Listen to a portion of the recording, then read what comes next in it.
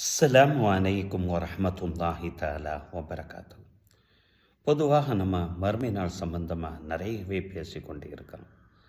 என்றாலும் நம்மில் எத்தனை நபர்கள் அந்த மறுமை நாளுக்காக வேண்டி அதற்குண்டான செயல்பாடுகளை செய்கிறோம் என்பது தான் ஒரு கேள்விக்குறியான ஒரு விஷயம்.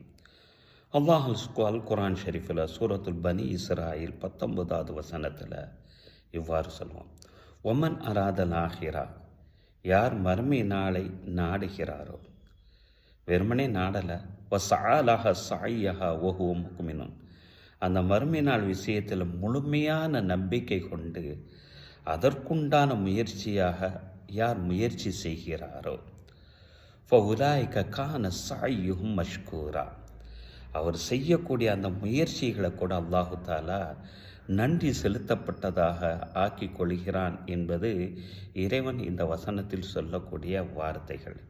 அதற்கு கூலி என்ன தெரியுமா? நபித்தோழர் அபூ ஹுரைரா ரலியல்லாஹு தஆலான்னு அவங்க அறிவிப்பாங்க. இந்த ஹதீஸு முஸ்னத் இமாம் அஹ்மதில் பதிவு செய்யப்பட்டிருக்கு. இன்னல்லாஹ ல யுதாஇஃபுல் ஹஸனா, இப்படிப்பட்ட நபர்கள் செய்யக்கூடிய ஒவ்வொரு நன்மையும் பன்மடங்காக ஆக்குகிறான். எப்படி ஆக்குறான் தெரியுமா? அல்ஃபி அல்ஃபி ஹசனா, 1000 மடங்கு நன்மையாக அல்லாஹு தாலா ஆக்குகிறான் என்றார்கள் நபிகள் நாயம் ஸல்லல்லாஹு அலைஹி வஸல்லம்.